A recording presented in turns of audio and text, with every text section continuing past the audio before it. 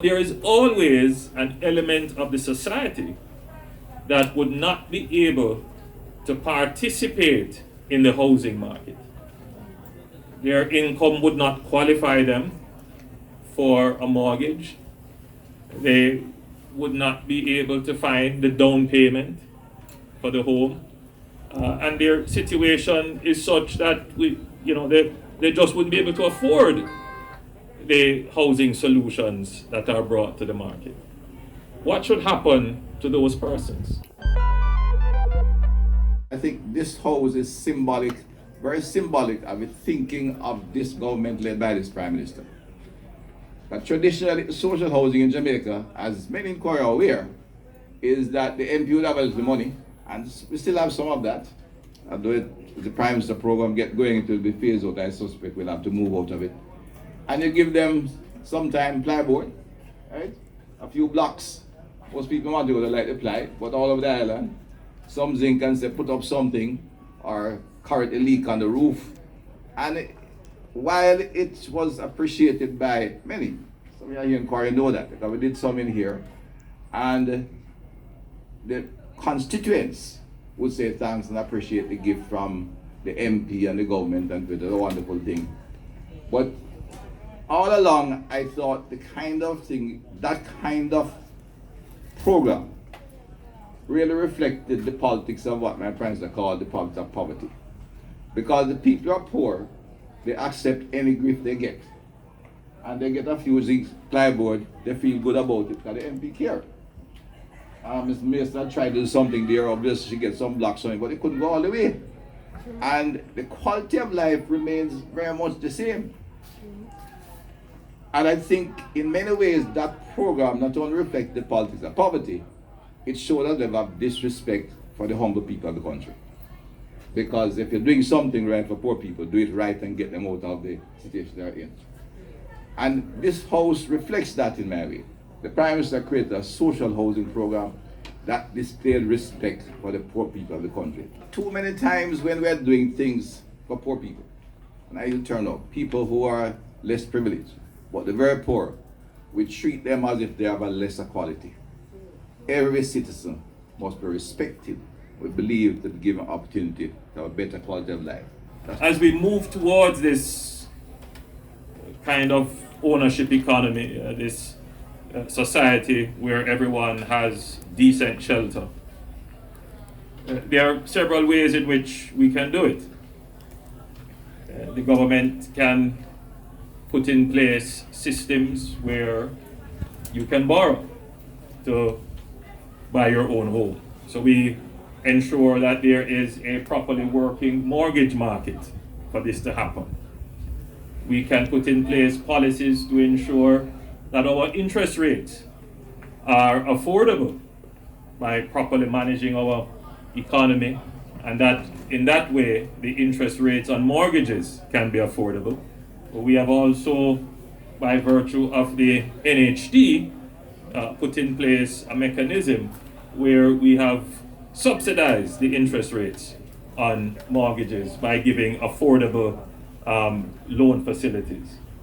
We can assist in doing this by making lands available to developers, where the government, who has a land bank, can strategically identify the lands and sell them, or in other ways divest them to developers so that they can bring housing to the market.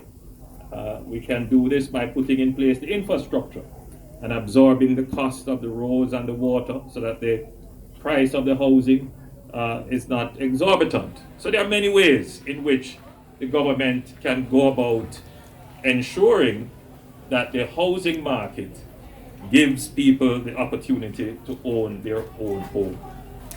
But there is always an element of the society that would not be able to participate in the housing market.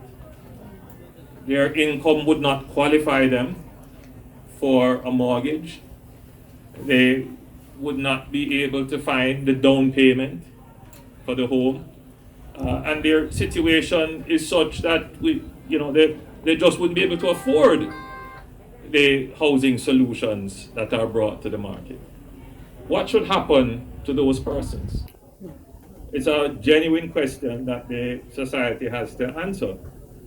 Is it that because the market cannot bring a solution for their level of income or asset ownership that they may have, that they should not have good housing?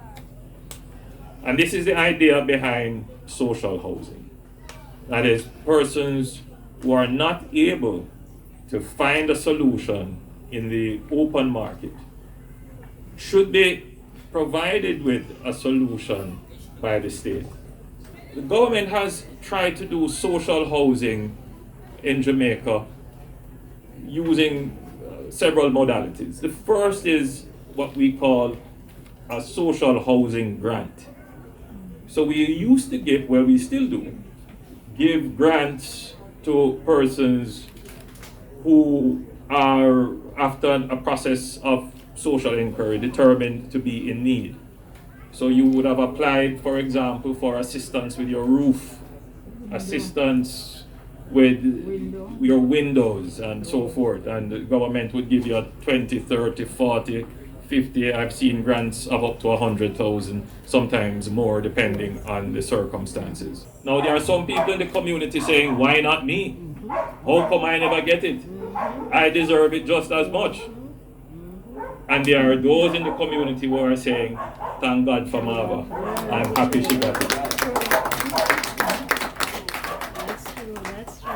Now, the message from this is that the government is reaching into your community, and we have reached into Quarry, and we have identified someone who is definitely in need. Not that there are not others, but when we have done our social inquiry, we have determined that her situation would be among the worst.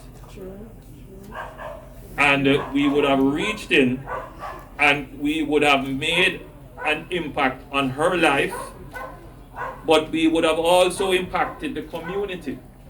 Government come do something for we. There's no question that your government, your state, has reached into your community and has improved the life of someone in your community.